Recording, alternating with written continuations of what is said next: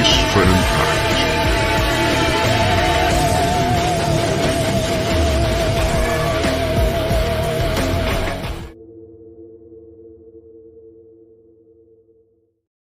Welcome to the 5th episode of Brace for Impact, covering all things Impact Wrestling. As always, live from No Cell Studios on the Ace of the Tavern, Acefield Retro, and joined by that Kentucky waterfall himself on a Thursday night, Malt.Mania Colton. What's up, dude? What's going on, brother? Man, you're looking pretty fresh yourself with the new cut.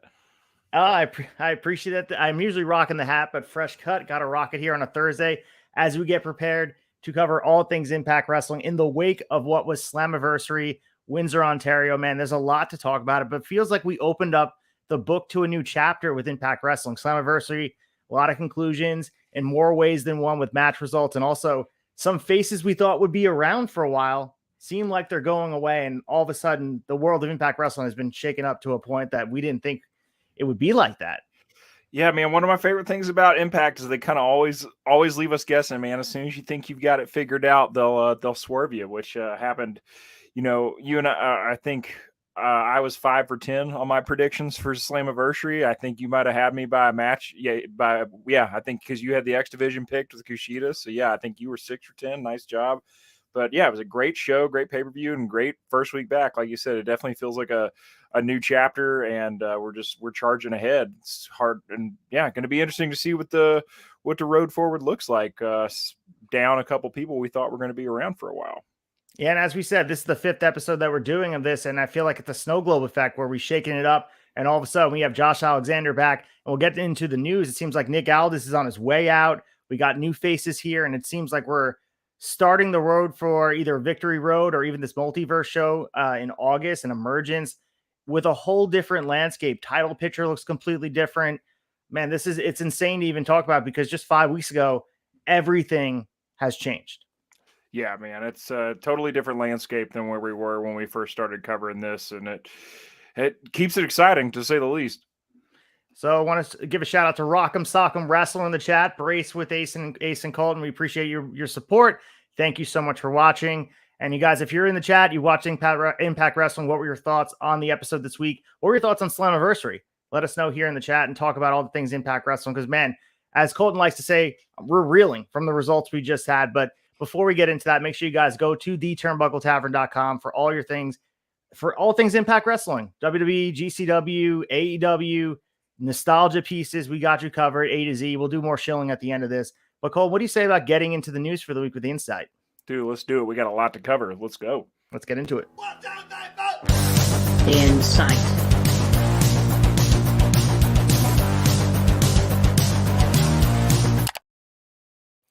All right, here we are in the Insight to talk about all the news in Impact Wrestling. And as I mentioned earlier, with this snow globe effect of shaking it up and finding out where things lay, it seems like a guy we thought Impact Wrestling was building around, the crown jewel himself.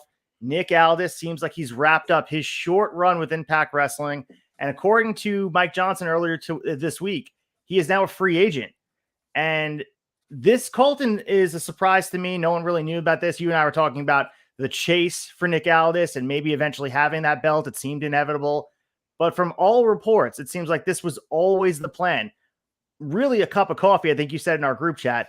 This was one of the shortest runs ever, but apparently everything went the way they expected. Which, I mean, is good to hear, man, because when I first heard the news that Aldis was a free agent and on his way out, I was talking to you and Chad. I was like, that's a cup of coffee run if I ever heard of one.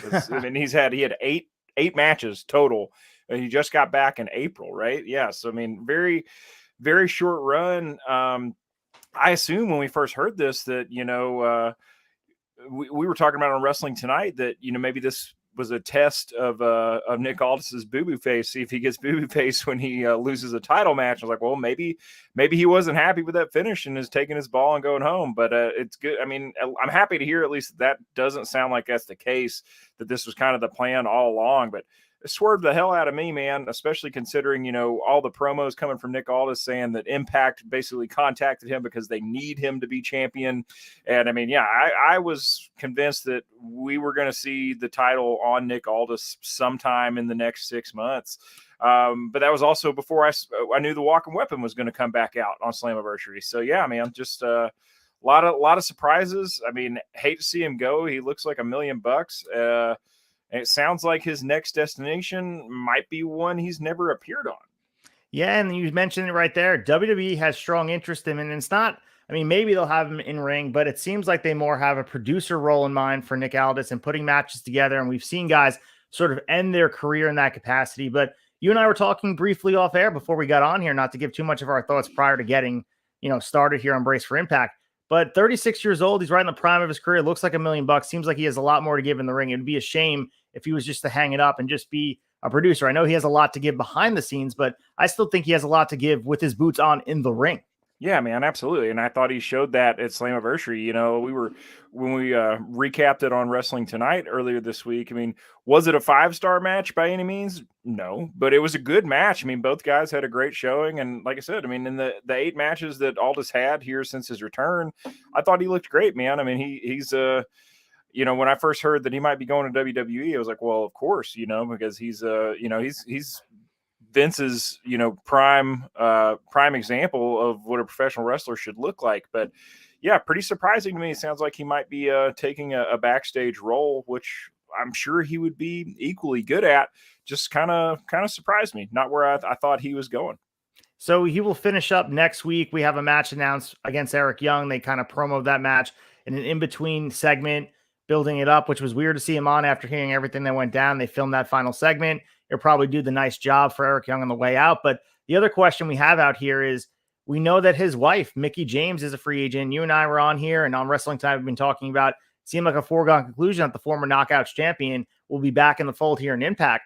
But if he goes to WWE, and we know she has a history there, and although she was unceremoniously fired by, the famous story with the trash bag being sent to her house and all that, but money talks and they'll figure out a way to make it work if that is the case.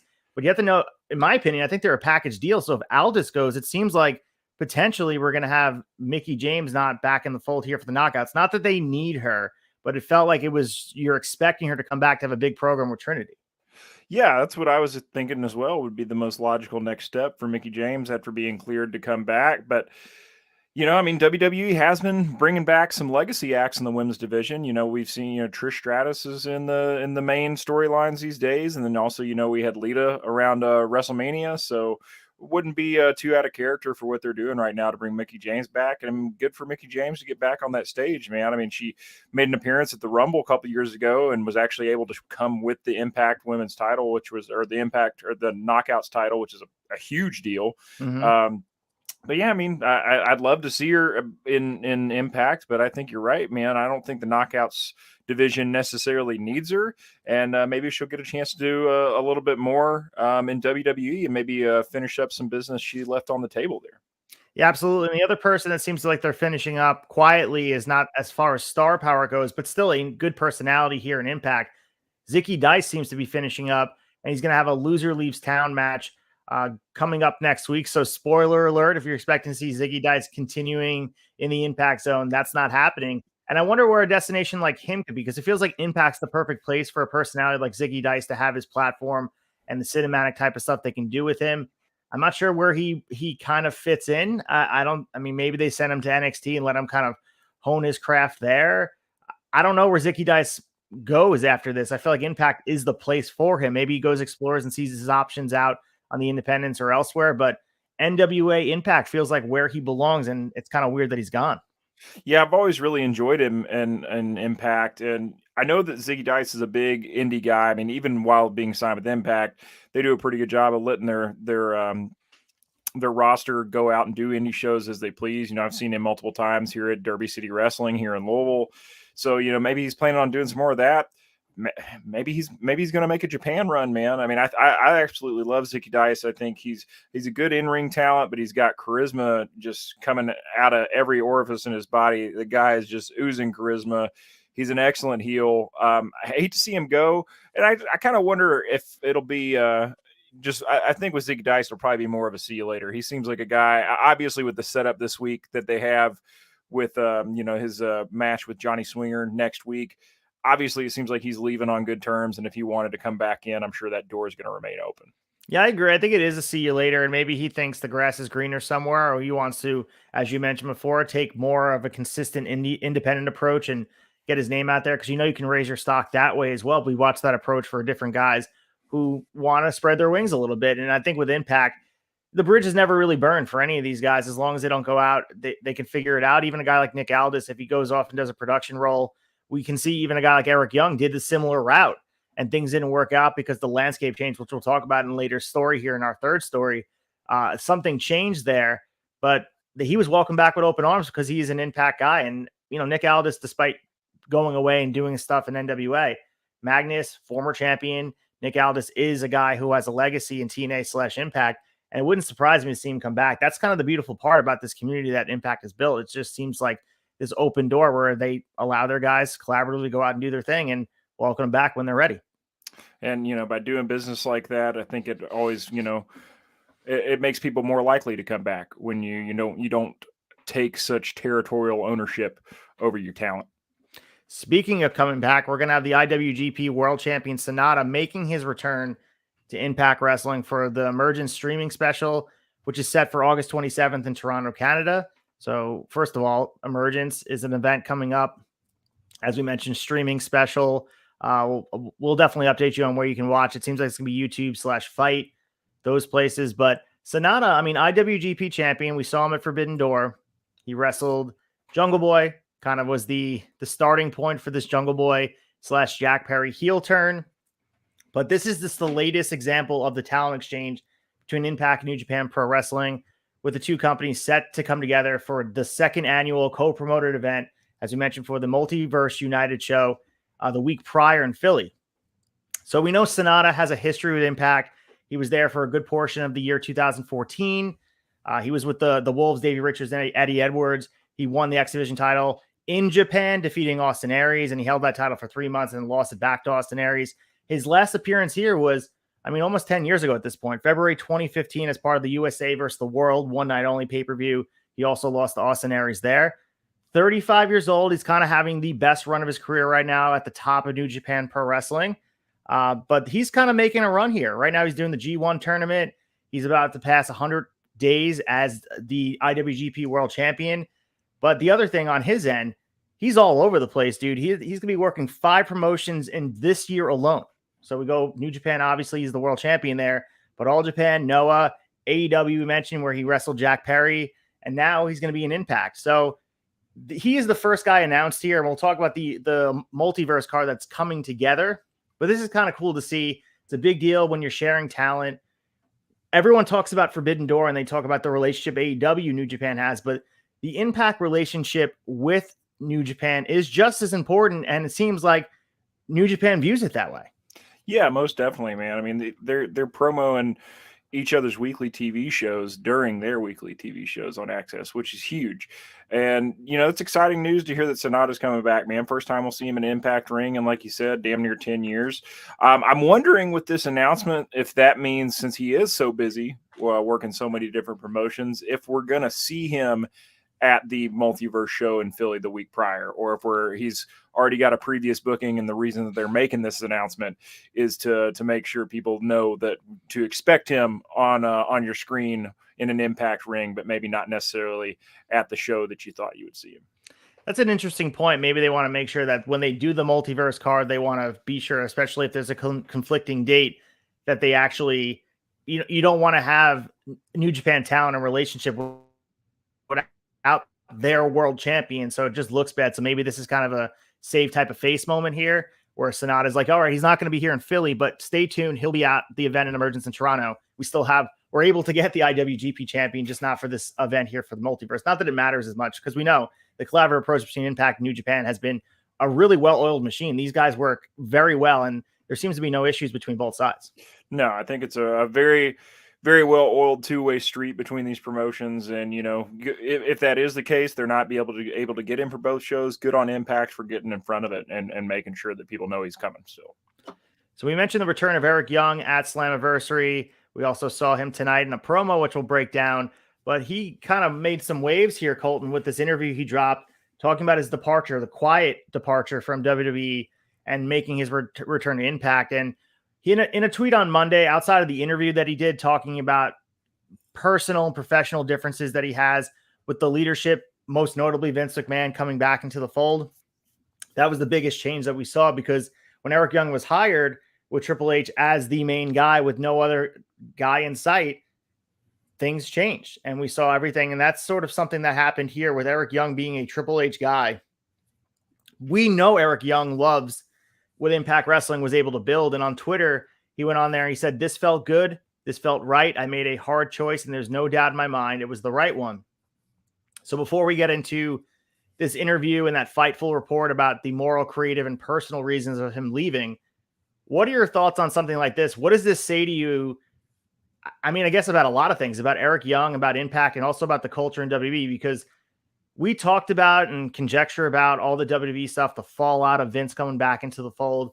We heard people say they don't really agree with it. They talk about the moral stuff, but correct me if I'm wrong. This feels like the first guy to really stand up and say, "Not for me. I don't care how much money they're offering me. I don't care about being on the biggest stage of them all, producer or not. I'm going to go to Impact where I feel like it's a family approach and I can believe in the leadership there." I mean, yeah, I think that's super telling, man. And props to Eric Young for having the courage to stand up and say that, because I'm sure there's a lot of people who feel the same way, who maybe don't have a secure route to go to another promotion, that aren't as lucky as Eric Young is to be able to say, "You know what, I am going to go back to Impact because I know that I'll be happy there. I know the people over there. I'm familiar and comfortable with the leadership and the product." Not everybody else, some people with less experience, younger guys and girls in the business who might be signed with WWE currently don't have that luxury. But I think it is pretty telling, man. And also, shout out to Eric Young for, being a guy with a pretty serious moral compass. It's not all about the money for everybody, man. I mean, I myself have walked out of jobs because I wasn't happy with the way that things were being run and didn't align with my morals. So I can relate to that. I think that I respect it. And I mean, we're pretty lucky, man. I mean, Eric Young is an excellent talent. I'm super happy to have him back in Impact. So, I mean, I think that, like we were talking on Wrestling Tonight, I really enjoyed Sandy's run in NXT and then the beginning of their run on the main roster before they split them all up. It's obvious that Triple H saw something in Eric Young. But yeah, I just think it's pretty telling with Vince coming back in the fold that one of the biggest re-signs that you get decides to take his ball and go home. Yeah, we know his history dates all the way back to 2004, a former two-time world champion. He's a guy with the pedigree and the history aligned with Impact / TNA.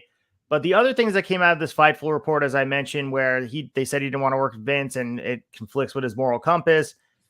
He had granted his release back in April quietly. Nobody knew this, and especially when the rumors popped out where someone saw him in Detroit in the airport on the way to Slammiversary to get to Windsor, everyone was saying it's Eric Young, and they're like, how is he involved with Impact if he's still with WWE?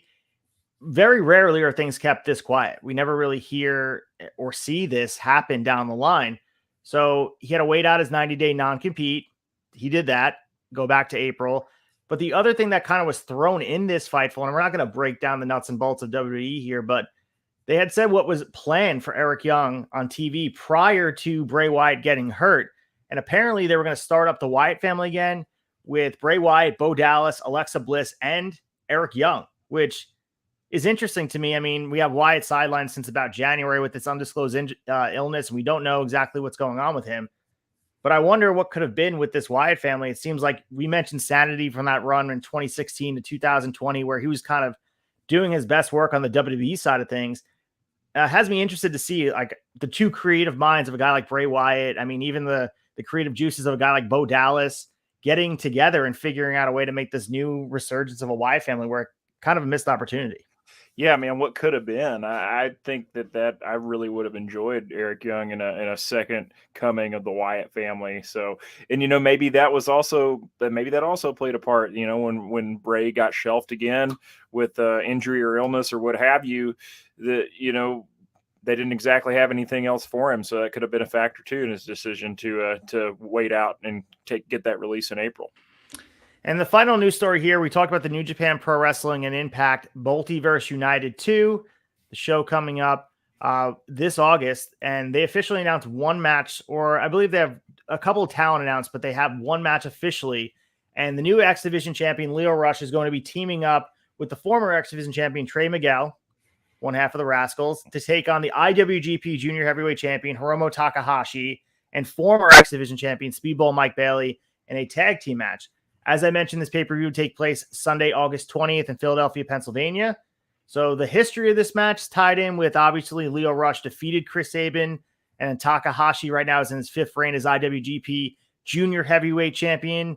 He's had a great run thus far, and we've seen Lio Rush and Takahashi share the ring a lot of times, even in recent history, 15 times to be exact throughout the years. And while Takahashi has faced Bailey twice in singles action, this is the first time that he's going to be teaming with him, and he's never been in the ring with Trey Miguel. So it kind of has this flair of, although it's not for championships, this is how a lot of the multi-promotional events happen. Doing a lot of our homework here on Shot Nostalgia and figuring out how these things work, whether it be New Japan Pro Wrestling and WCW back in 1996, whether it was ECW and also WWF, go to 1993, 1994, when they're starting to share talent, and Smoky Mountain Wrestling as well. We watched WWF and also Smoky Mountain Wrestling kind of sharing on the build to WrestleMania 10. The way to do this, even with All Together now, with the Japanese promotional tour with Noah, All Japan, and also New Japan, you have the best way to showcase talent, and the most creative way is a tag team match, where it's the safest way to book. No one really gets exposed, and I think we're going to see a lot of those mixed bag matches here for Multiverse Show, which is kind of cool. It's in the spirit of what Japan usually does. Yeah, man, it's a good way to get more people on the card and highlight more talent between both promotions. This is going to be a hell of a match, man, and this is the first official match we've got announced for this show, right? Yeah, we have some talent, as I mentioned. Tanahashi's been announced, but we'll see if he can get the G1 Climax unfazed, because I mean, that guy was hurting on that build to Forbidden Door, and he's in the G1 working 4 straight weeks of these matches, and it's been brutal over there. We'll see if Tanahashi's able to be in Philly, but right now he's announced to be there, and we're going to have, as we mentioned, seems like Sonata's not going to be here at the Multiverse, but the one match, you're going to get people to watch with, you got to put a little more meat on the bone around it, but as far as a match to start to plant the seeds for things that are fun, this is a fun match to put on the card. Yeah, great first announcements, man. It's already got me excited for this show in August in Philly, man. Awesome. Yeah, it's really cool. They're running the 2300 arena, which is the old ECW arena. So, we've seen them run in Canada, but it's cool to see them go to the stomping grounds here in the Northeast and running some famous buildings. And Impact's been there a few, and I think it's really awesome to see. But this Multiverse Show, like I said, kind of takes a backseat to Forbidden Door. No one really talks about it, but the first one was, in my opinion, a smashing success, and I think it's worth watching. Yeah, I'm excited. I think they're going to come back and exceed expectations from the first, from what it sounds like. With that being said, let's get into everything that happened on Impact on AXS. Let's talk all about what we just watched for the 2 hours and enjoy what we talked about in Impact. Let's get to blow by blow. Blow by blow.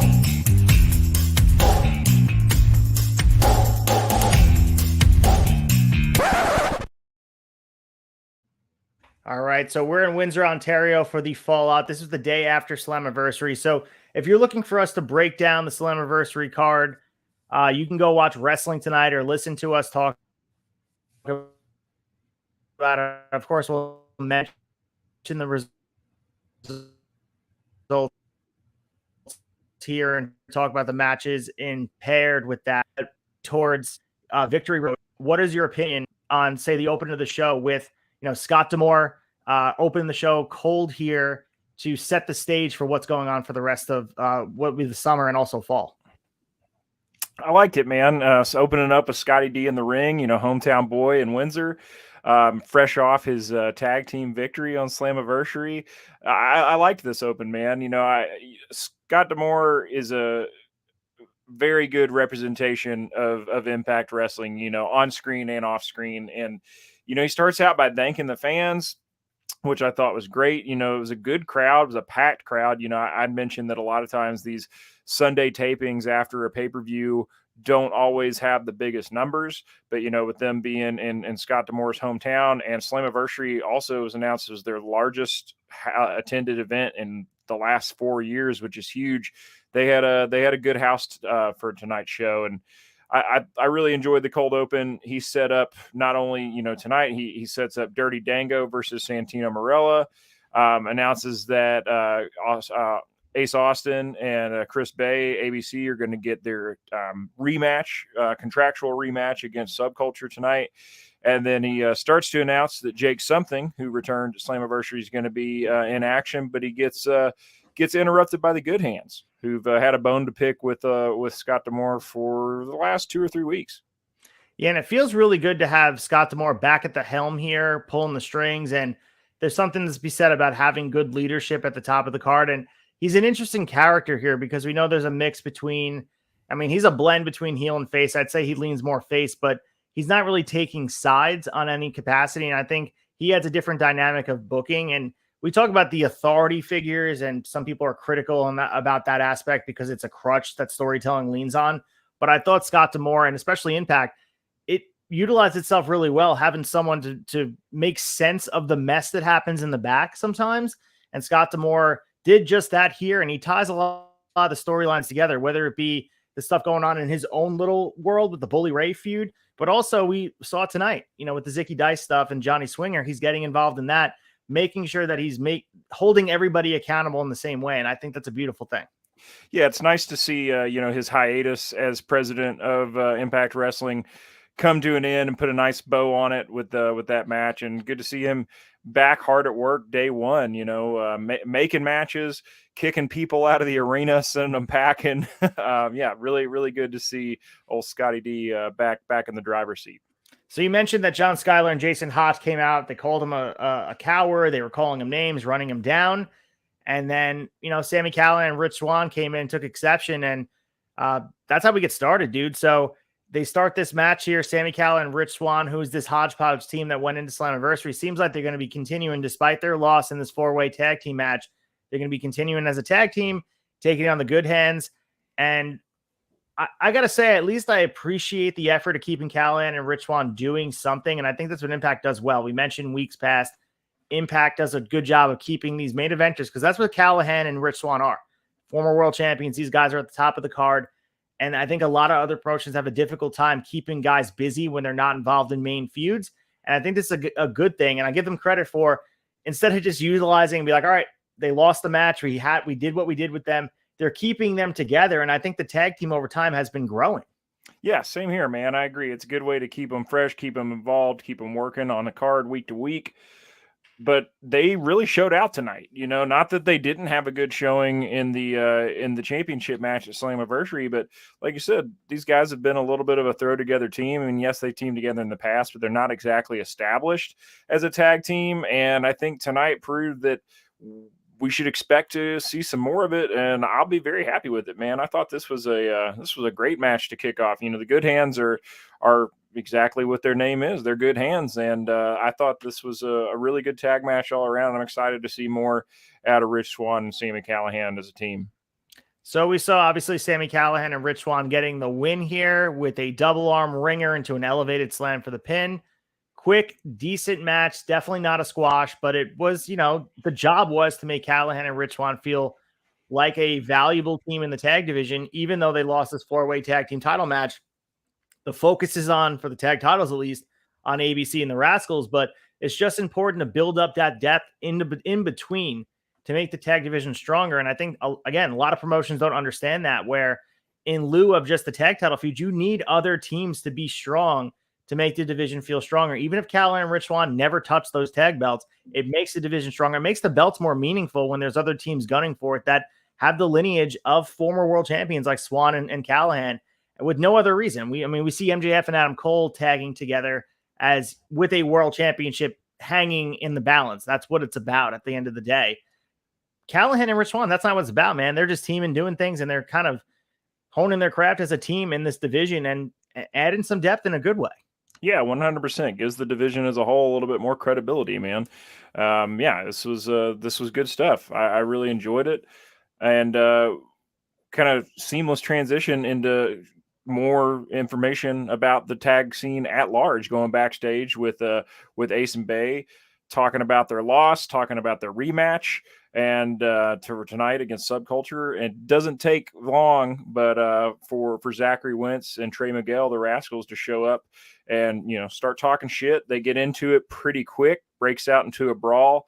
So, Scott's got his work cut out for him as his first day back as president. Scott D'Amore comes out and basically says, you guys have no respect for authority. And he sends the Rascals packing, tells security to get their bags and get them the hell out of the arena.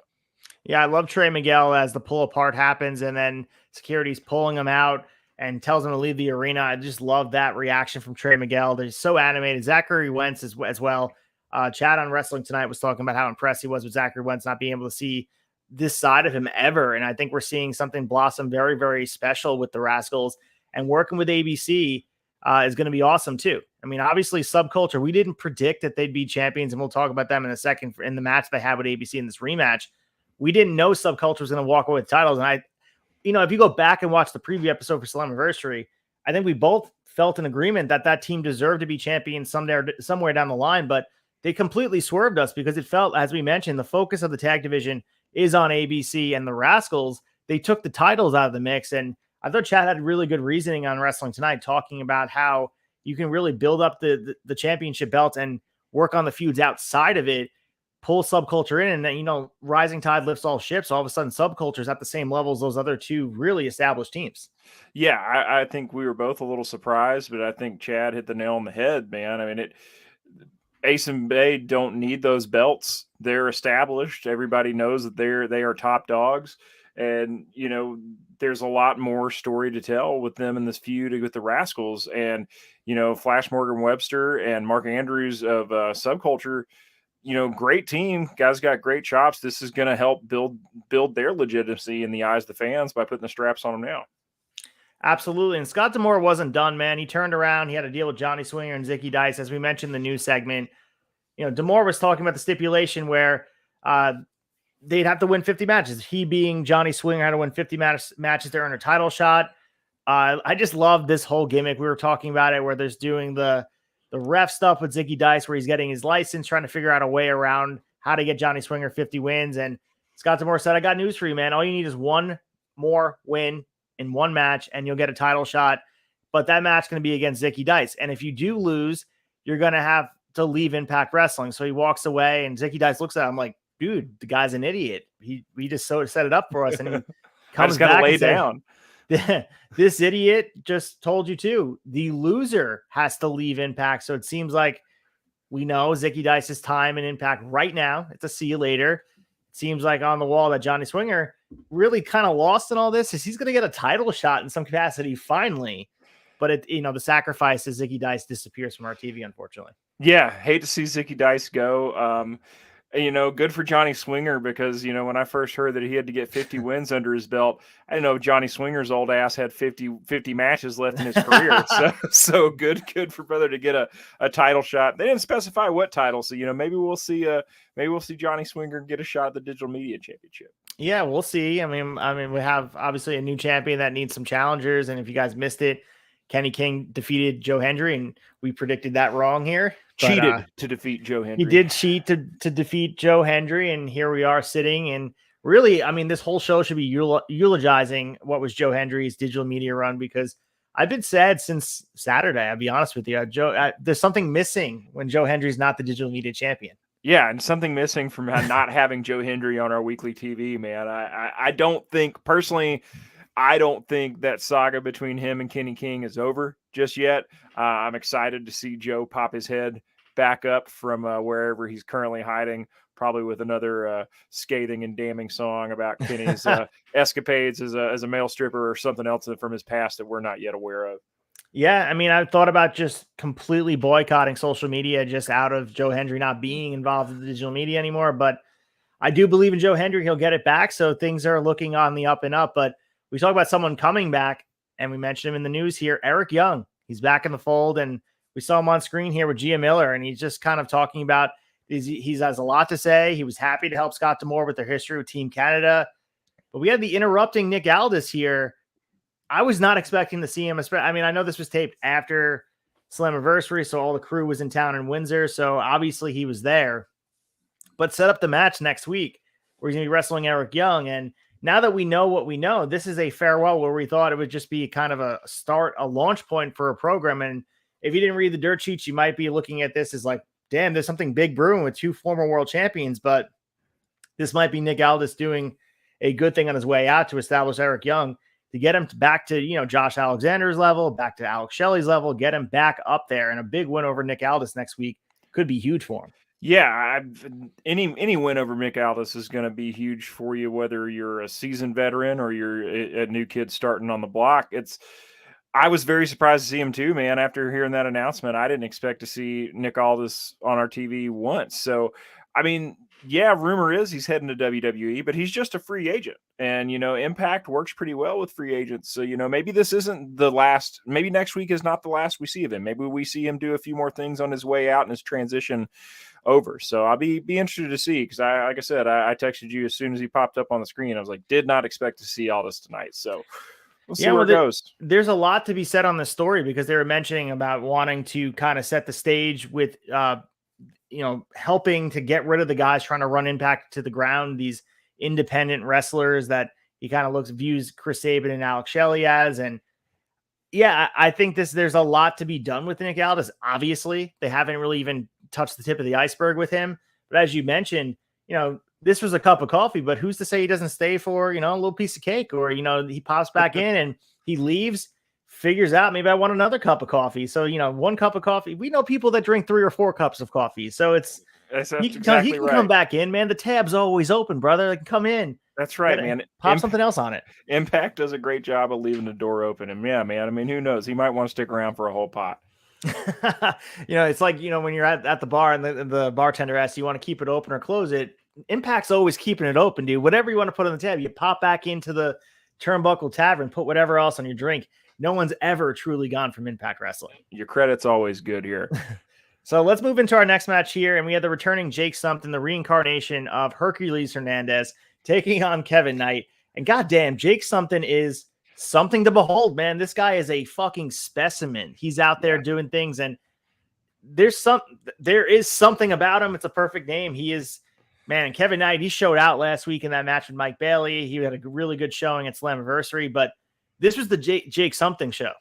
Yeah, man, 100%. It wasn't a squash match, but it was an expo of Jake Something. And like you said, brother's built like a brick shit house. Like he held up like a brick wall too. I mean, Kevin Knight, he's a high flyer, but he's not a small dude. He's a pretty tall guy in stature. He's pretty close. He's just not anywhere near as thick as Jake Something. And man, yeah, this was an incredible match, man. There were some good spots. I don't think I've ever seen anybody catch someone attempting a Hurricane Rana and then turn it into a pop-up sit-down power bomb off the second rope. That was super impressive from Jake Something. Story in this match was simple, man. It was Jake Something's power, and it was Knight's speed and athleticism. And I thought anybody could have popped in that you've never watched wrestling in your life, and you just watched this match. It told a very simplistic story right in the middle of this match. And sometimes there's bigger things tied to this. You can obviously say Jake Something returned to the Ultimate X match. Kevin Knight was in the match. They are both guys that are tied together. But on a one-off, just in this match, I thought they did a beautiful job of telling a simple story. And that's Pro Wrestling 101. And I think the function of this match, if we look at it, is of course, to make Jake Something feel like he's special. And you mentioned showcasing the power is the biggest way to do it. He is a specimen in a lot of ways. Hits the Into the Void, which we know is the Black Hole Slam, former finisher of Abyss, for the pin and the win. We know that Jake Something is a guy going to get a push here. Was surprising to see him come back. I really feel strongly that he will be a good addition to this Impact roster, and I was very impressed with him. Hercules Hernandez times 1,000, man. It's like if Hercules Hernandez was a Pokemon, and he was like the second or third iteration of him, for real. Yeah, man, he's incredible, man. I've been lucky enough to see him live at an Impact show before, and brother was out for quite a while. I mean, just over a year, I think, with this injury. So super happy to have him back. I mean, Impact's got a stacked roster, but he's only adding to the value. And I mean, I think this guy's could absolutely be a main title contender super easily. So be interested to see where he lands coming back in the mix. Or WWE can scoop him up, make him producer too if they want. Oh, please don't. But anyway, we have our next match here. Courtney Rush with Jessica in her corner, taking on Savannah Evans with Giselle Shaw and Jay Vidal. And this match was really just an extension of this program, kind of an unnecessary match. Probably could have been in backstage segment, but there was a lot of those tonight, so they probably want to put it in the ring. This kind of broke down, which brought out Jody Threat, which kind of was the main highlight for me. Jay Vidal kind of took a beating. He did that all night. We saw him kind of getting his ass kicked all night.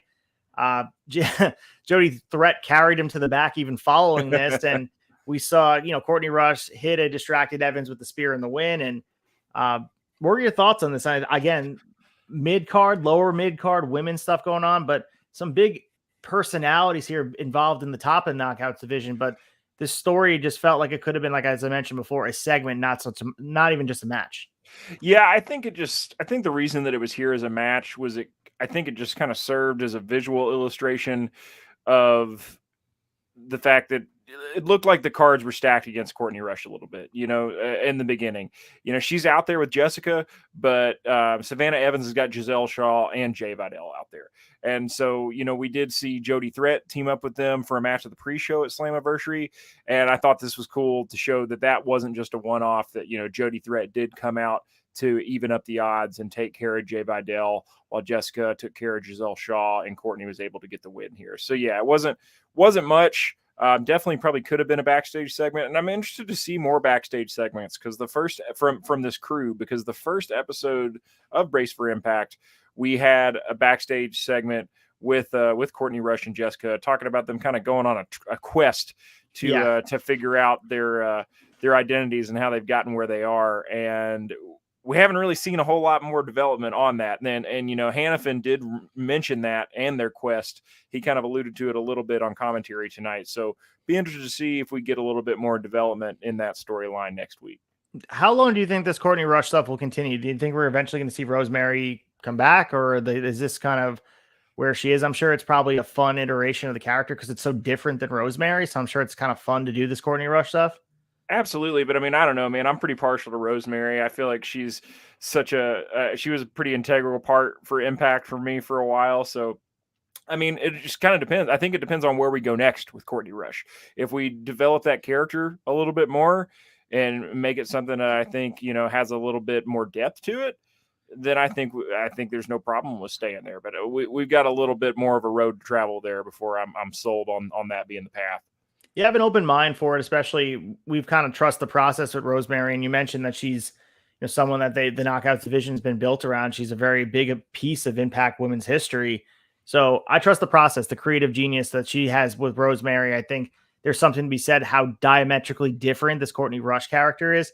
And there's something, it's fun. I think that we saw, as you mentioned, the cinematic stuff they did in the beginning.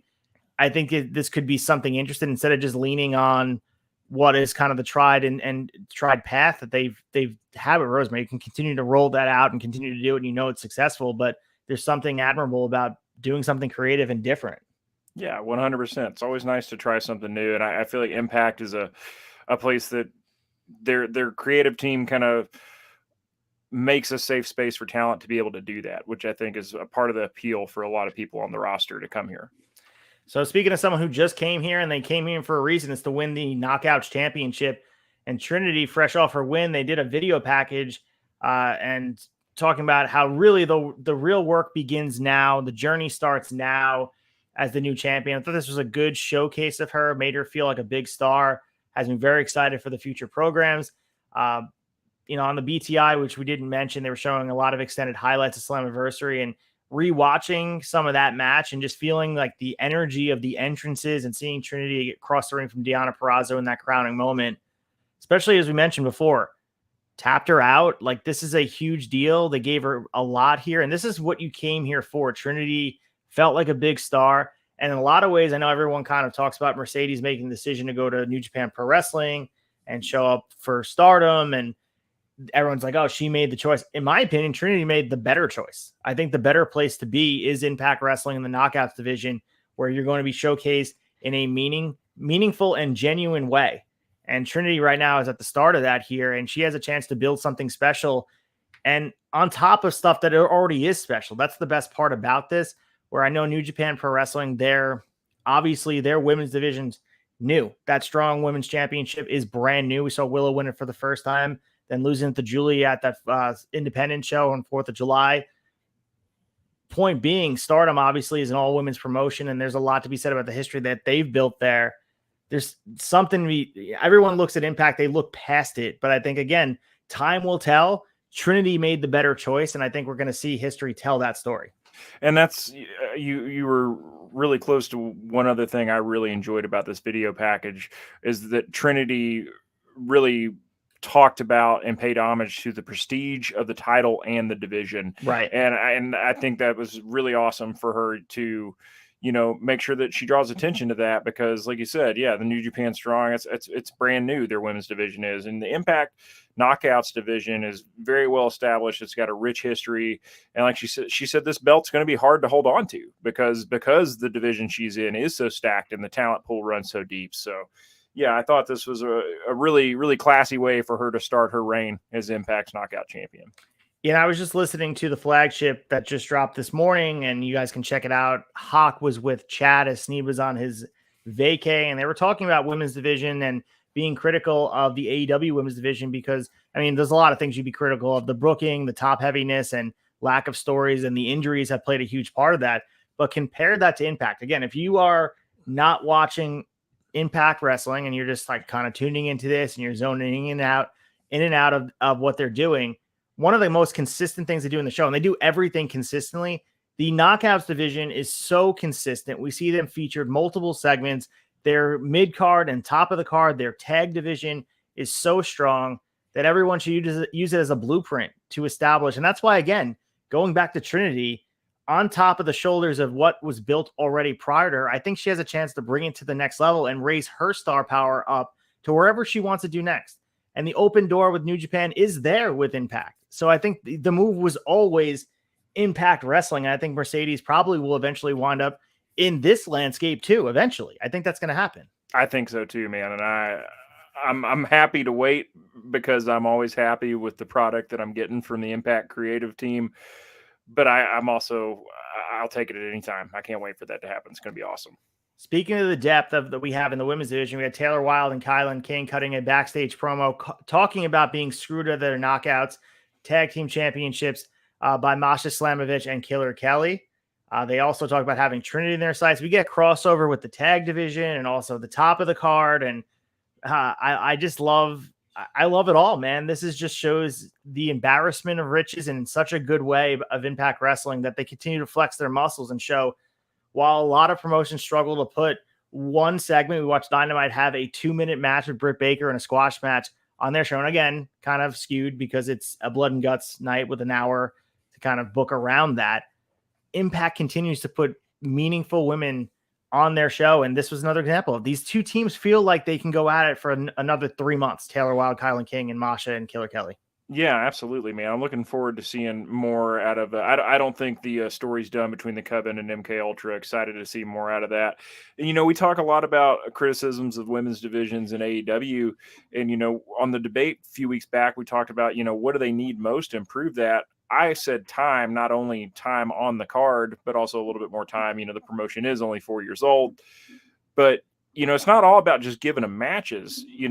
Impact, like you said, does such a good job of telling story and developing their women's division we only had one women's match in the ring tonight, but we had multiple segments backstage concerning the Knockouts division. And you can do a lot with backstage. Impact does an incredible job telling stories and moving stories along with their backstage segments. It's something that AEW's women's division should take note of and try their hand at.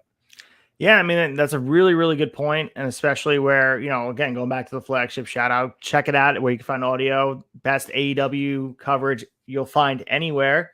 Usually 2 Bad Chads breaking everything down. But we look at those backstage segments on AEW Dynamite, now AEW Collision, as Rampage commercials and just kind of quick fodder to get someone's face on the screen. It does not feel that way on Impact, where if you're in a backstage cinematic type of thing, it could have just as much meaning, if not more, than an in-the-ring match. And that's crazy to say, but I think the production and the promotional value of everything they're doing cinematically and value-wise of everything going on backstage that is the biggest compliment you can give the team that's putting these things together. And that shout out to, at the time, Jimmy Jacobs and everyone behind the scenes now producing this stuff, because it's beautifully done and makes their talent feel very, very important. And speaking of beautifully done backstage segments, man, we transition into another one here where we get Jonathan Gresham sitting down with Tom Hannafin. And yeah, this was cool. We don't really get to see too many sit down interviews with Tom Hannafin backstage with folks. So I thought this was cool. And basically, Gresham says he can't hold his tongue anymore after the Ultimate X match. He's kind of coming at Hannafin with questions saying, what was the slogan of the X Division when it first started? It's not about weight limits, it's about no limits. And he basically says that this environment, with no rules, might not be for him. He name drops Ring of Honor, and references his time as pure, working in the pure division there and kind of seeking out rules, and just kind of gets up and walks off. Man, I thought this was really interesting. Did not anticipate this. I thought he had a great showing in the Ultimate X match. Easy for me to say, but I'm not sure. This was great progression of story for us because Gresham didn't win that match. He has really nothing going on. Now he comes out with this super cryptic interview with Tom Hannafin. Who knows if he's staying or going? It leaves me wanting more. I can't wait to hear what the scoop is on him next week. Yeah, it is definitely interesting because this is not what you expect. I kind of expected him to sit down with Tom Hannafin and say, I want the X Division Championship. I'm targeting whoever it might be. And it might be Kushida. It might be Lio Rush. And this is exactly the opposite, where he now doesn't even want to be involved because of the lack of rules. And I think that shows me he's going to be involved in the X Division in some capacity, because he's the exact opposite of what the X Division is. He's a guy who likes structure and rules and making sure everyone's abiding by them, while the X Division's been built on, as Tom Hannafin said and John Gresham said, no limits and kind of this free spirit of anyone can get in there and take risk and be rewarded for it. John Gresham's a guy who likes to be within the parameters of a wrestling ring and letting everything be settled there.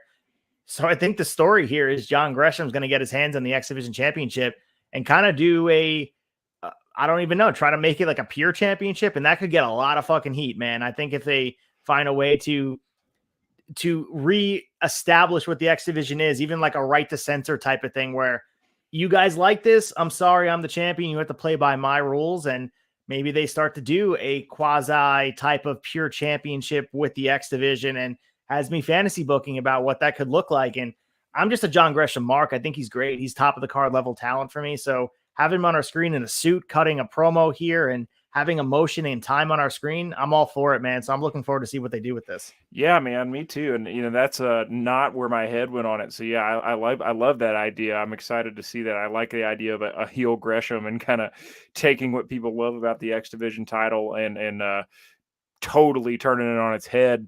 So when he said, I'm not sure if this is the environment for me, and he got up and walked off, I was like, gosh, is this guy signaling that he's going to leave the company? Is he signaling he might be going back to ROH? Because, we know he wasn't happy when he left that promotion and had to drop that title to Claudio in the first defense he'd had since Tony Khan bought the company. It leaves a lot of, I love the open-endedness of it. I'm excited to see what they say next week. Yeah, and I think it could be one of two ways. It could definitely be that, or they can transition him elsewhere. But until Lio Rush is not the X Division champion, I think a lot of that stuff is on hold, because as we mentioned before, and it's kind of a byproduct of creating Lio Rush to be this main event level star, as we saw in the final segment of the show, the X Division champion gets elevated to that point. And a lot of those guys feel like they aren't right there. And it feels like everyone's kind of fighting underneath to get to Lio Rush.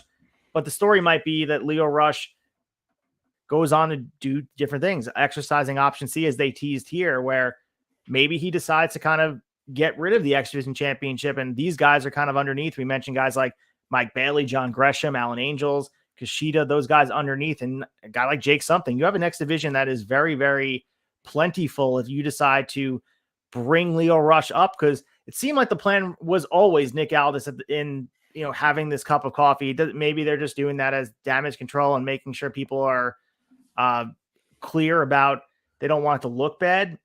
And if you need Lio Rush up there to kind of elevate and have another main eventer to have these banger matches. We know Lio Rush, when healthy and his mind and body are there, he can hang with anybody. So point being, I think John Gresham could be a 1A to that plan if you don't want Lio Rush in the X Division with that title and want him in the world title picture. Yeah, 100%, man. I would like to see Jonathan Gresham as X Division champion. So we have Dirty Dango taking on Santino Marella, and this is well built. We talked about it last week. A serious side to this feud. Dirty Dango doing the anti-wrestling. He hates pro wrestling, grabs the mic, very simply says he hates pro wrestling. But take us through this match. Let's talk about it. Santino and Dirty Dango. What were your thoughts on it? Did it live up? Dude, even everything about Dirty Dango and this like low effort vibe he has coming out, even down to his entrance music, man. Like the lo-fi. What like about his tights, dude? Like when it says slap here with the hand on his thigh? Dude, it was like it is so there's so many layers, man. I know his whole thing is no gimmick needed, but like his gimmick that he's currently running is like a fucking onion, man. There's just you keep peeling layers back, and it keeps on giving more, and it is bringing tears of joy to my eyes. It is so well done. I'm really, really enjoying it, man. And like he sells it 100%. Like I when he says he hates professional wrestling, I fucking believe him. Like he's doing a good job of selling it. They've done a great job of building this undercard story, man. I mean, and maybe it's a mid card story, but with everything else going on, I mean, this is a lower card story. They've done a great job of building it. I kind of anticipated this match to just be kind of the end, the last chapter of this short story, and that's not looking like the case, man. I mean, first of all, I want to say Santino Marella looks really good, dude. He brother is in shape. He tried to make this a mat wrestling ground game match, and succeeded pretty well for the first couple of minutes. Got Dango and almost got a armbar locked in on Dango and got him tapped out early on, but. Dango's doing what he does best, man, playing possum and baits him and hits a cutter and drops Santino Marella's head on that bottom rope. And, basically just kind of falls apart from there. Santino Marella gets him on the ropes, gets the Cobra out, and then some dude in riot gear and a motorcycle helmet comes running down the ramp, jumps on the ring apron, and Dango basically pushes Marella into this fella who's on the ring apron. Santino collides with the motorcycle helmet and rings his bell pretty good, and then that's it, man. Dango gets the win, and then gentleman in the motorcycle helmet pulls off his helmet as they're exiting the ring and reveals himself to be John E. Bravo, the former referee turned managers that we haven't seen in quite some time. Yeah, I mean, so the comedy continues here. We're going to get more of this feud. And as you mentioned, the layers continue. We got Dirty Dango having layers like an onion, and this feud has layers like an onion, keeps these dudes busy. And we're getting Santino, who looks better than ever, man. He has that single on. He's jacked, man. He's got some new tats. He's looking good. And you know what? This is what, these guys are doing here, and it's entertaining. At the very least, it's entertaining, and it's not taking up big pieces of the card here. And there's some meat here. It's not just thrown together. There's some story. If you really pull it apart, it's more well built than a lot of stories that are on TV across different promotions right now. 100%, man. And I'm glad this wasn't the end of it. I'm excited to see more of it. So before we move into this tag team championship match, which was awesome, we had Giselle Shaw and Savannah Evans segment, Jay Vidal. We mentioned he's being beat up, Jody Threat, kind of all that good stuff. Seems like we're setting up for what's going to be Masha and Killer Kelly defending against Giselle Shaw and Savannah Evans in the near future. I don't think it's going to be an emergence or a pay-per-view, but that seems like the first kind of step defense for this, the new tag team champions. What are your thoughts on this? I mean, kind of just mini feud to build to the bigger feud at hand. Sure, man. And I think it's important that we get some of these mini feuds in, because even though they're calling Masha and Killer Kelly the team MK Ultra, I like that name. Yeah, I think it's important that we get some mini feuds, because even though they did a great job and they work very well together, they're still very new to teaming with each other, and they need some reps under their belt to, their reputations individually speak for themselves. But I think it's important to build their reputation as a team. So I got no problem. I think this will be the first of quite a few mini feuds we see, where basically they just kind of plow through the next few teams that come their way on weekly TV until we get to emergence. So yeah, I think they're they've got a few that looks like the Giselle Shaw and Savannah Evans are going to be their next victims.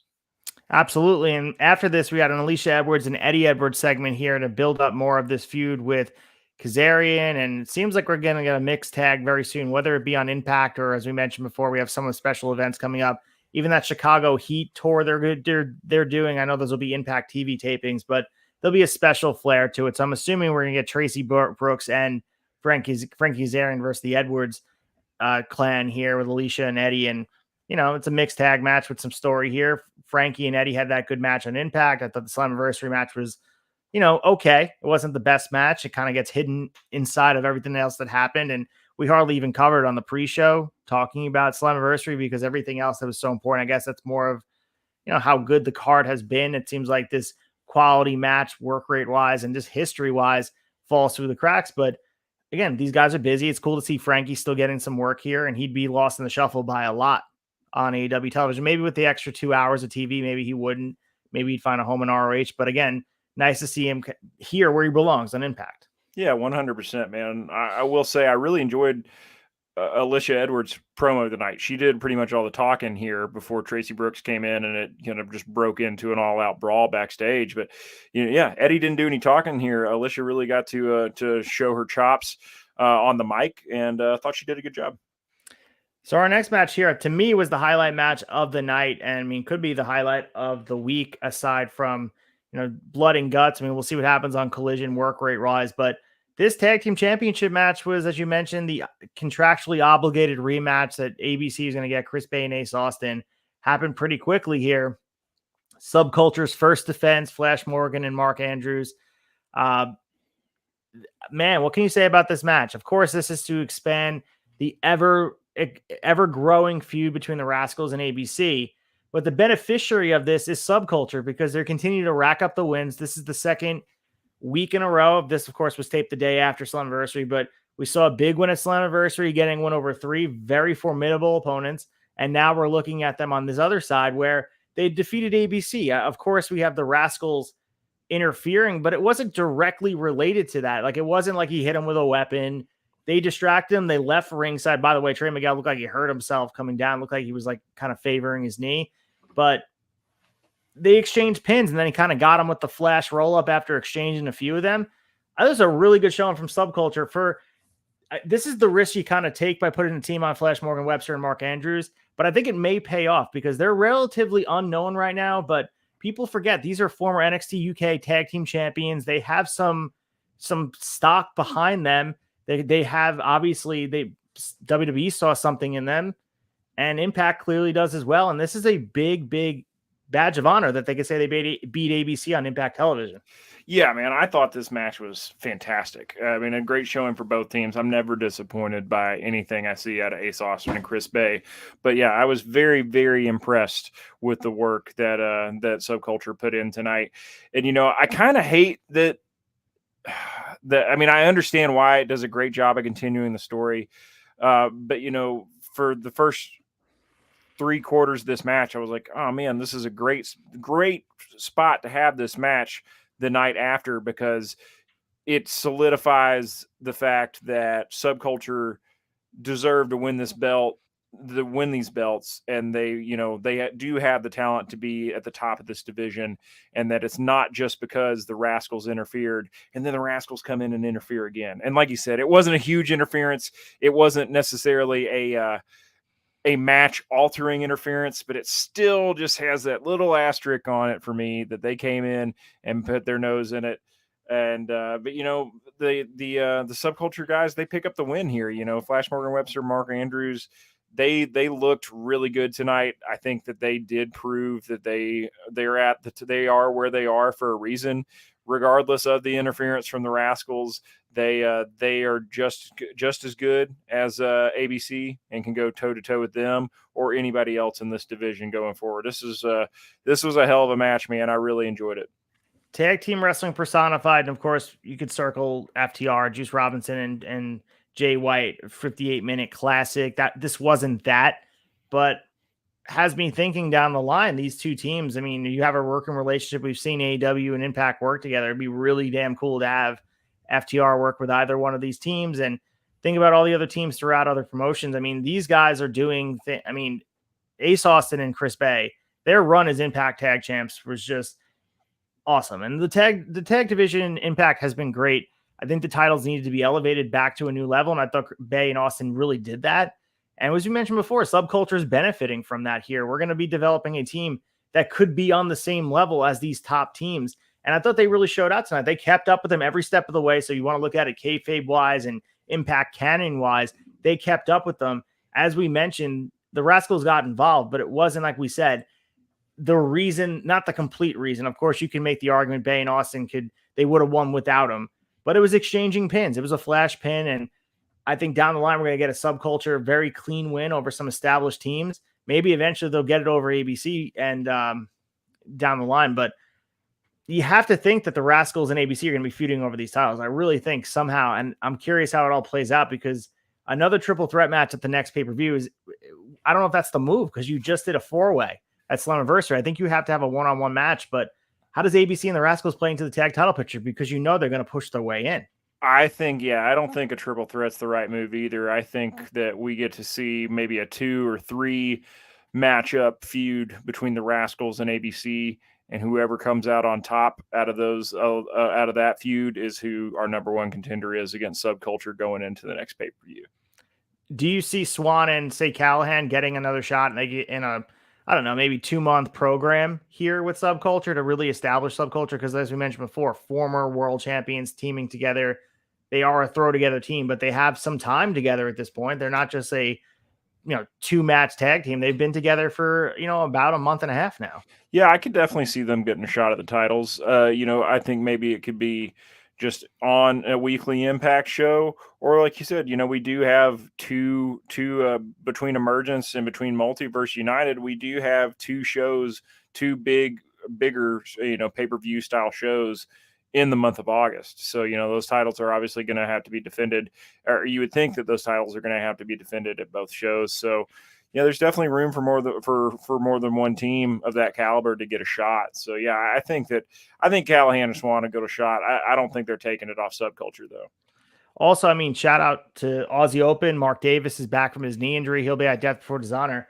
Has me fantasy booking Aussie Open, too. I know that they are involved at ROH, and I think both those dudes will be heavily featured in AEW, but again, doors open. And we know New Japan Pro Wrestling, they were a featured team there as well. Seems like they're more of an AEW type of canon team.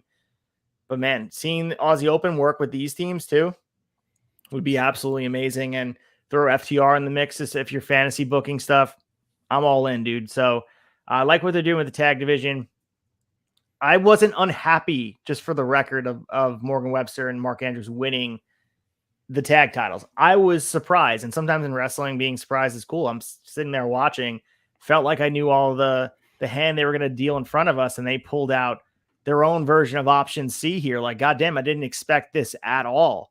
And here we are looking at Subculture with, adding their names to a long list of tag teams that hold these tag titles, and it's a very long list of great tag teams. Yeah, man, absolutely. This division's stacked, and once again, happy to see. Didn't expect it, but happy to see Webster and Andrews get these belts. Hey, shout out to RK Shuttleworth. Howdy, man. Good to see you again. Thanks for hanging with us last week, and welcome back. Hope you're enjoying the show.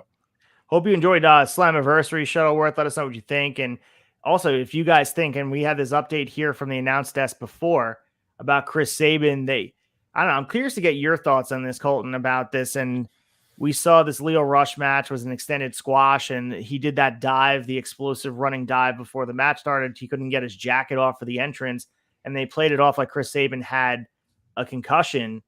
So watching it initially, I had the sound off because I was at a live show checking out, the match. Felt like a shoot injury from Chris Sabin, and they pivoted. Been sitting on it for a bit. They're showing highlights of it. Starting to feel more and more like a work to me. And especially the way they pivoted here and talked about it on the screen. They say, stay tuned to Impact social media for updates on Chris Sabin's status. Feel more and more like a work, and I'm feeling better about it, because I was kind of sick to my stomach seeing Sabin go down with an injury. Yeah, same here, man. I thought the same thing. At the end of Slammiversary, I assumed that he was legit injured. But then the more I thought about it too, if he was so legit injured, him getting back in the ring and taking another kick to the head there would have been super dangerous.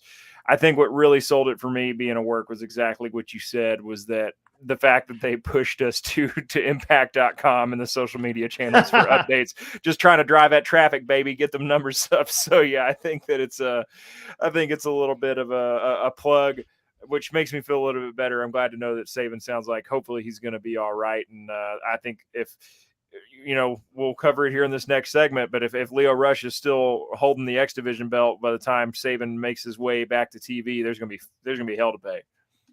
So shout out to Freem. Seems like he brought a raid from Twitch on here. We got 10 watches here. Make sure you guys like and subscribe the Turnbuckle Tavern. Make sure you guys check us out for all your wrestling needs. What up to everybody here? Freems, we love you, man. Thanks for popping in here and bringing some friends. So yeah, I mean, just to touch on the Chris Sabin thing, I'm curious to see where this story goes. And I guess I'm going to leave my judgment out there before I kind of cast any doubt on the creative decision to have this shorter match.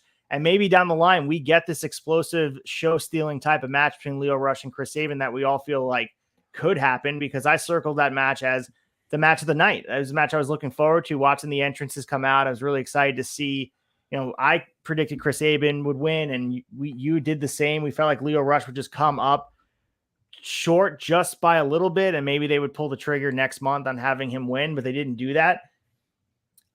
I don't know. I want to see where this goes, but it didn't feel right to me to have him squashed here because of what they're doing at Motor City. But maybe it's to build this story like Shelley's still the champion and Chris Sabin wasn't able to come out, and now they're on two different sides of things when they're both riding really high. If the story is to get Shelley and Sabin in the ring together, it also gets muddied now because Josh Alexander's back. So like all that stuff is good questions to have, because we don't know exactly what kind of road they're going to take down the path. We're looking at really 10 paths they could go. And that's a great possibility, because usually you're able to predict wrestling and where they're going to kind of finish. Yeah, not the case right now, man. They're definitely keeping us guessing. Another thing I thought was, maybe he did have some sort of minor injury in between, the last week of TV going into Slammiversary that we didn't know about and they didn't advertise, that would have prevented them from having that show-stealing match that we thought they were going to have. So maybe this is all a cover for a situation like that. Hard to say. Either way, I'm excited to see Chris Sabin back whenever that's going to be. So the final segment here in our main event, well-deserved main event segment, we have Josh Alexander coming out to really what a great ovation. Felt really good to have Josh Alexander, the walking weapon, back in Impact in a big way. And this is the uncrowned champion. This dude never dropped that title. He had an historic reign. He was a guy who was, to me, feels like he would still be champion if he never got hurt. Here he is in the ring, and he wastes really no time cutting a promo. And I thought he was really well-spoken. Josh Alexander is a guy who was a sneaky good promo, very comfortable on the mic. He lets everybody know that he's 100% cleared and able to return to action, which I was waiting for him to say the opposite. Like, it's going to be a little bit, I'll be back, in the fall, but nope, he's ready to go. And what are your thoughts on this? I mean, we've been talking about when Josh Alexander comes back, when he comes back, and it feels like the when was pushed. We all thought it was months from now. We're 5 weeks into the show now, and we have Josh Alexander back on this roster, which is a loaded roster in itself. Now we add him to the mix, and he's a guy gunning for that goddamn title, Colton. Yeah, brother. I figured it was going to be closer to Christmas time before we saw the walking weapon come back into Impact. And I was right there with you. I did not expect him to say he was 100% cleared. I thought maybe he was going to say he was close, but no, he is 100% back. And yeah, talk about keeping us guessing, man. I have no idea where this world title picture is going now. And I love that. I love not being able to predict what's coming next in this picture, because, I was happy to see Alex Shelley retain. But, I thought Josh Alexander set it up really, really well. He said when he first saw Steve Macklin win that belt that he started training 4 times as often and twice as hard just to make sure that he could get back and get that belt off of Macklin. And then he said Shelley, you get to watch Shelley surprise everybody, us included, by getting the win over him. And now the question is, he gave Alex Shelley his flowers and, stated how good that he is in the ring. But he asked the question that we're all wondering, is Alex Shelley good enough to beat Josh Alexander? Yeah, and that's the question we have here. And we've been saying, and again, looking at the match we had on the table, and if we knew Aldis was only going to have that cup of coffee here in Impact, we would have all known the ending. But man, the path to me feels like it was always Josh Alexander with that belt. And now we watch them figuratively and literally have option C out there. Like literally the option C that Lio Rush could cash in with the X Division title. And also creative team. They have all these other options here where it wasn't a foregone conclusion that Alexander was going to come back this quickly from a triceps injury. That's an extended rehab. That's an injury that could go wrong. And this he looks like $1 million and can't wait to see him get back in the ring. Now that he is back, it's a good problem to have. It's like when you have, a great team, football, baseball, hockey, whatever, and you need someone to force their way in the lineup. It creates a competitive nature where someone's going to take a back seat. And it feels to me like the program between Alex Shelley and Chris Sabin may be without the championships. Like it may wind up being, we're going to get at the Motor City Machine Guns taking on each other in a main event level program, deservingly so, without the titles, where we see Chris Sabin falling down the ladder here without the championship. Maybe Shelley does the same thing, and maybe Chris Sabin gets involved with that. And is it going to be a respect match? Is it going to be a feud match where they don't like each other? Like they could go many different ways, and that's the best faith we can have in Impact Wrestling, knowing that they're going to make the right decision, because there's a lot of really juicy options out there. But all I goddamn know is Josh Alexander's back here, and he's going to take what he never lost. And that story hasn't been finished, man. That chapter was still being written of him as this champion, and I'm excited to see him kind of take that crown back. And I don't want them to wait long. I want them to take it back. Oh yeah. I mean, this is going to be the next title match. No question. And I wonder if they'll wait to either Emergence or the Multiverse show. We'll see. But yeah, I mean, Shelley comes out and, he's not pulling any punches here. He admits, I've challenged for this title twice, once against Macklin and I won it. And he said, once against you and I didn't. So, if Shelley's got a fire under his ass to prove that he can beat Josh Alexander, the question is that fire greater? Is it bigger than the one that was under his ass at Slammiversary to prove that he wasn't a transitional champion and to beat Nick Aldis? It's going to be a hell of a match, man. And it sounds like it might not just be a one-on-one. It might be Lio Rush came out. Brothers had the X Division title for, less than a week altogether now. And he's already talking about, exercising option C and throwing his name in the hat. So unclear how that would work before Kushida cashes in his Ultimate X Division win. But a lot more faces in the ring in this last segment than I thought there was going to be, man. I figured we'd go off air with just be Alex Shelley and Josh Alexander going at each other, but it gets pretty crowded in here. Yeah, you mentioned getting crowded. First, we have Lio Rush coming out, and he just pretty much says, as we mentioned before, I might use option C to cash in a world title match. We know that he can cash in the X Division Championship by relinquishing it for this title shot, which is an amazing type of thing that Impact's been doing. And before long, Kushida comes out. He says you can't cash in that because you're going to lose the championship to me. I deserve a shot after the Ultimate X match. And before that even happens, before anyone can kind of think about, first of all, the craziness that he's wearing the X around his neck, the Ultimate X is now wearing as a chain, like a home run derby chain on Kushida's neck. Bully Ray, his music hits, and then we get Moose and Brian Myers coming out from behind, and a huge brawl breaks out. And Josh Alexander is clear because he's taking some beatings right here. So Brian Myers targets Josh Alexander, and we get this chaos in the ring as we go off the air. What do you make of this, man? Like, as we mentioned, I think logically the main event program seems to be Josh Alexander and Alex Shelley. Seems to me the path is getting the title back on Alexander, however it gets there. I mean, I would do it next week, dude. Like, to me, looking at Impact Wrestling, how the landscape was, the best programming main event level wise. And I've loved this Shelley pivot that they've been on. Josh Alexander's the dude to me. Like, he took that championship to a new level. The fact that he's back, I'd waste no time, man. I don't want any warm-up matches. I want him to have that championship belt in a big way because he's that dude. Like, the walking weapon is that dude. And when he was champion, he was doing things. He was creating a buzz and impact. When they were doing things quietly under the radar, people were like, do you guys see what Josh Alexander's doing? He's putting on 5-star matches. He's going out there for almost 60 minutes against Eric Young. and he's continuing to raise that lineage of Impact Wrestling in a time where they needed it. They needed to be raised to a new level, and Josh Alexander was that guy to carry that weight up a mountain. And I think he's here to reclaim that throne. I don't want them to wait.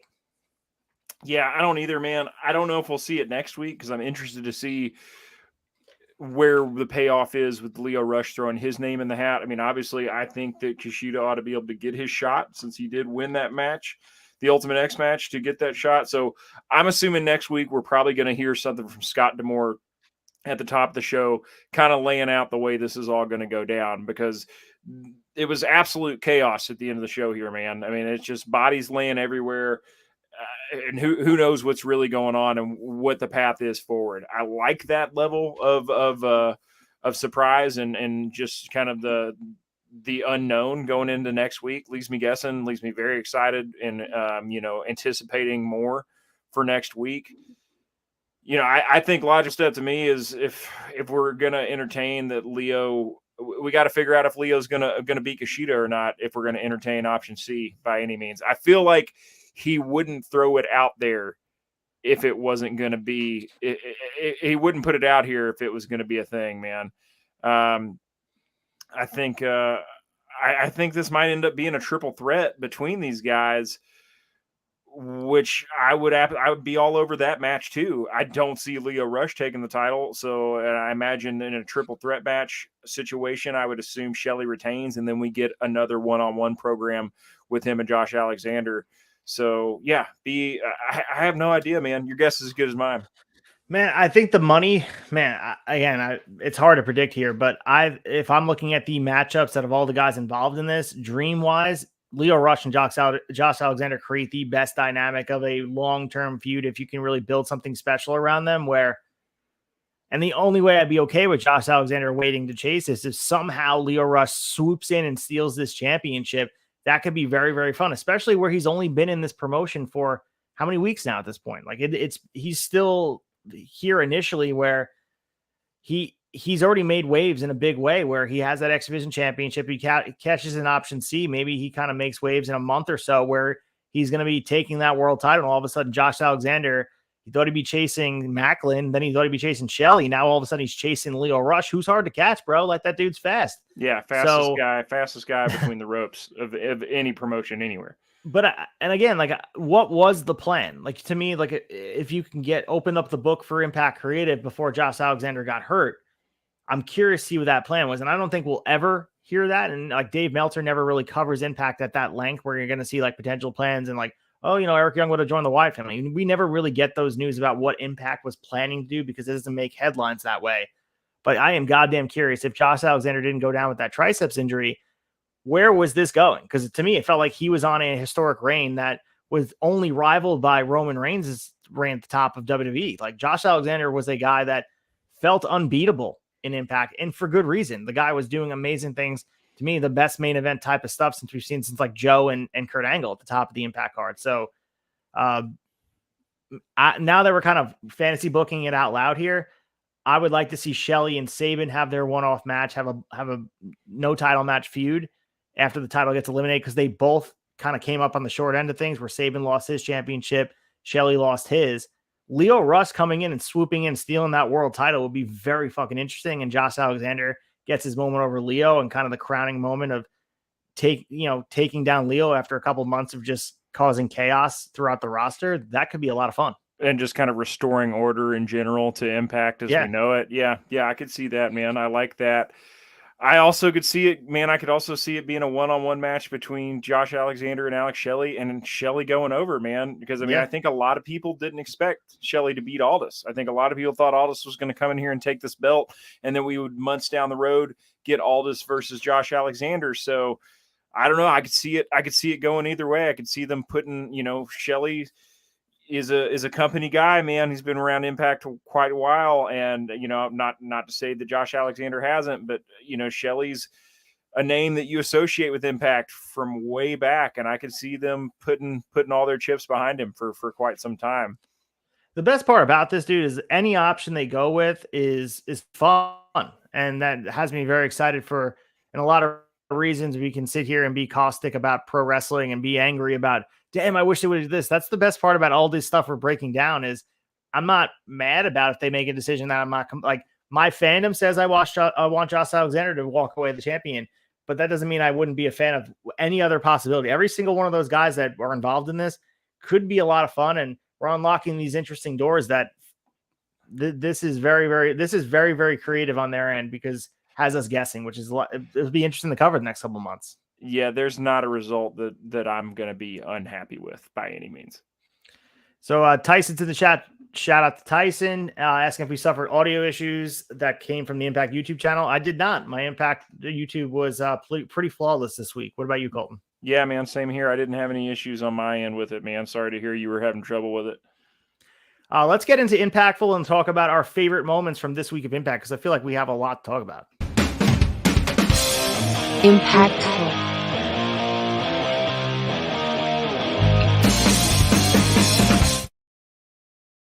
All right, Colton. So usually we use this segment to pick our favorite moment of this week. I guess you can kind of tie in Slammiversary if you want to tie in that as well. But tell me your favorite thing that is going on in Impact or what we witnessed the last couple, within the last 8 days. Dude, my favorite, I think I'm going to stick with tonight. My favorite part of tonight was definitely the rematch between ABC, or the contractual rematch with ABC versus Subculture. I thought it was a banger of a match. I thought that it really elevated Subculture and showed that, it wasn't just a byproduct of the Rascals interference at Slammiversary, that they deserve to have those belts and they are a top-notch team. And also, at the same time, enjoyed the continuation of story development with the Rascals and ABC with Trey Miguel and Zachary Wentz coming out and continuing to interfere. And if I got to pick one from Slammiversary, I'm just so fucking stoked to see Jake something back, man. Love it. And I have to say, man, match of the week definitely was this Impact Tag Team Championship match. Love what I watched between the two teams. I thought it kind of really drove home, as you mentioned before, making sure people understand Subculture is the team to stay. It's no fluke that they won that championship match because that's the product of some four-way matches where you feel like that's they got lucky or whatever it is. But Subculture proved this week they didn't get lucky. The Rascals got involved, but things like that happen. It's pro wrestling. I also want to say, big fan of the Josh Alexander segment. You get PTSD from some of these segments with pro wrestling, and we didn't think he was going to retire or anything like that. But when they're standing in the ring, they come out and we've seen the Dan O'Brien thing, Bryan Danielson thing in WWE, or Edge getting in the ring and saying he has to lay down the boots and all that stuff. But seeing Josh Alexander have good news for us, saying I'm going to come back pretty much ahead of schedule, very awesome to see. And it just emphasizes that the Impact roster is just getting stronger. They have one of the best constructed rosters across all pro wrestling, the most diverse, the ability to plug and play in a lot of ways. You watch the guy like Nick Aldis come in and come out, and the roster is no worse for wear. And I think that's also very complimentary about how they've been finding talent here and building people up. Everyone feels like they have a really cohesive role. And down the list, John Gresham to Dirty Dango, there's a very, very, very good rhythm on this roster. And Josh Alexander is going to feed that rhythm even more. And it's going to be awesome to see. As far as Slammiversary goes, man, I have to say I was very, very impressed with the Knockouts Championship presentation, and the match was good, but presentation-wise of how those two women were presented, man, main event feel, Deonna Purrazzo's entrance and Trinity's entrance, the ring introductions, just the feel of that match was special, and it felt like a coronation of Trinity as the new queen of the Knockouts division, so I'm excited to see where they go. Again, Trinity made the right choice. I think Mercedes will be here soon. Maybe for a cup of coffee, cup of tea, whatever, over here enjoying some Impact Wrestling. I don't think she's here to stay, but would not shock me to see her very soon, especially since Trinity's in the fold and doing big things here. Yeah, man, it's excited to see Josh Alexander back. Like we said at the top of the show, tonight's episode really did feel like the beginning of a new chapter, and that's exactly what you want after a big pay-per-view payoff. And yeah, man, I'm really excited to be able to review and break down the next couple of weeks with you. Like a snow globe, you shake it up and see where everything lands, and it feels like we're doing that right now. And you add a big X factor here with Josh Alexander, the walking weapon, back in the fold. And you also you mentioned the re-debuting Jake Something into the fold, and all of a sudden we have a different landscape. You add those two, subtract Ziggy Dice and Nick Aldis.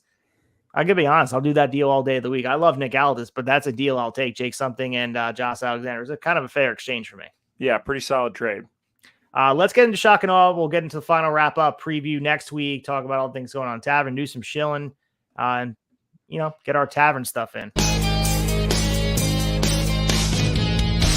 Shock and awe.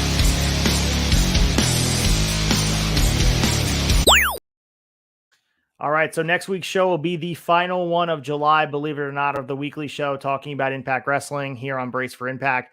As always, you guys can catch us on audio. If you guys are watching live right now, our audio drops on Friday morning in a double shot. Our boys from the Raw Down dropping as well, so they just finished on air if you watch them on YouTube. But if you're an audio consumer, check them out as well. We'll have, I think they went about 2 hours. We'll have 4 hours, about 3.5 hours of content to talk about. My math is horrible right now. So now hour 30. So about 3 hours of content to consume on a Friday to get you through. Also go back and check out the other shows. We have the flagship on Thursday. And as we mentioned before, Shot Nostalgia dropping on Saturday as well. We're going to be talking about Smoky Mountain Wrestling again in that short season. We're, believe it or not, halfway through Colton, talking about all things in, the Smoky Mountains and Jim Cornette's promotion, dude. So it's been a blast over there. Yeah, man, we're having an absolute ball. Shot of Nostalgia with me, Ace, and also Mike Belcaster.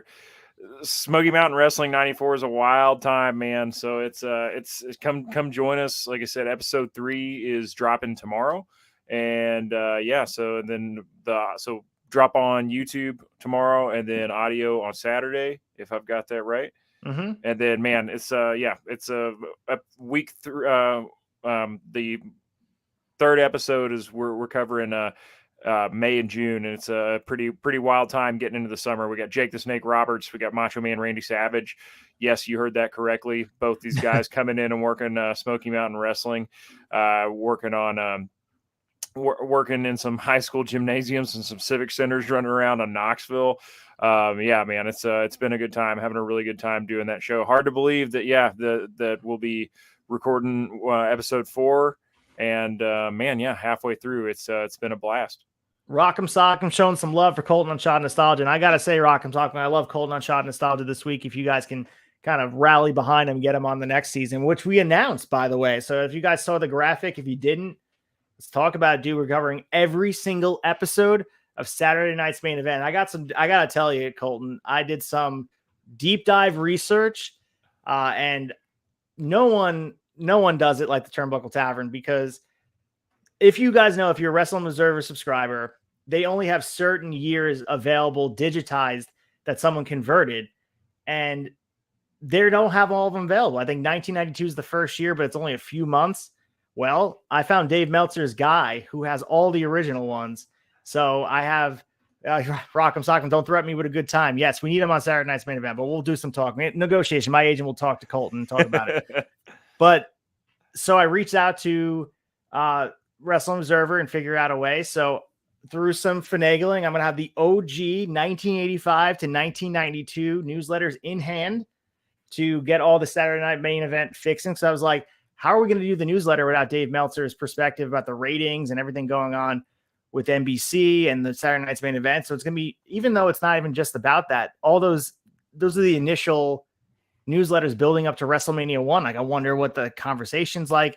I'm absolutely fascinated. It costs a decent amount of money if you guys are looking to do it. It's about $6 per whatever episode or newsletter for each month. And I think I ordered like 28 or whatever they are. So do the math on that, plus some UK shipping and all that shit. But you know what? For the love of the goddamn game.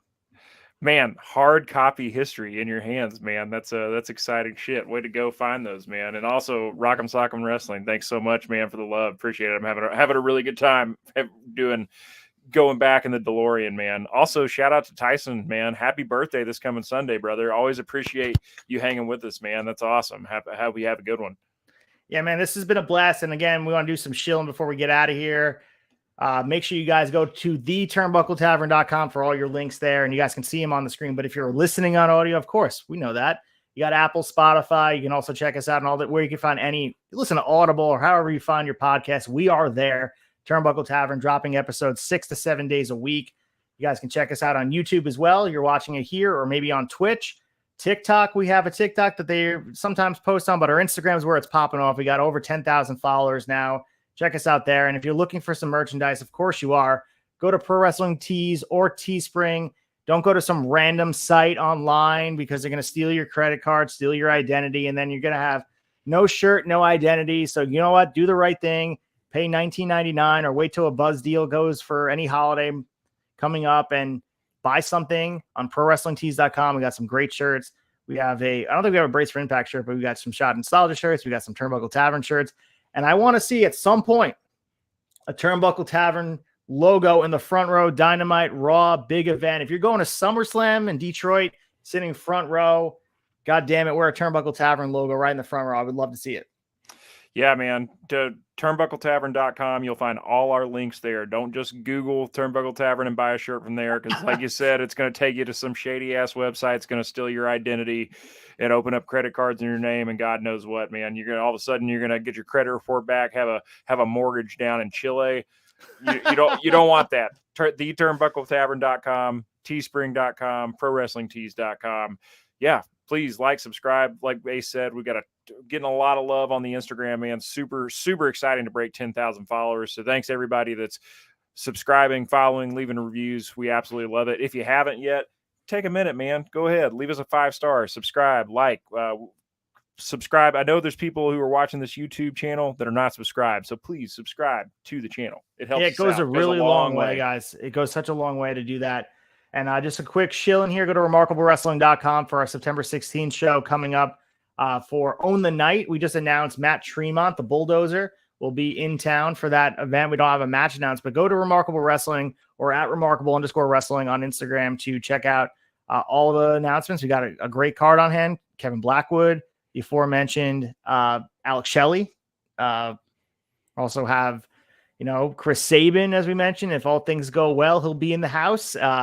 So some good stuff on the line. And if you're interested in becoming a wrestler, we're going to be having an open house on August 1st for Remarkable Wrestling, Wisconsin, New York. You guys can check it out. Go to remarkablewrestling.com for more information. But yeah, man, this has been a blast. And if you guys missed the episode of us going deep dive into Slammiversary, go check out the Wrestling Tonight episode from last week, audio or video. Colton was on with us talking all things Impact Wrestling early in the morning on a Sunday, which was awesome. Hell yeah, it was a good time, man. I always love coming on Wrestling Tonight. We talk a little Ring of Honor too. So yeah, come check it out, man. It's a great one-stop shop for everything and anything happening in the pro wrestling world. So as always, guys, we appreciate you listening. We'll catch you guys next time on Brace for Impact.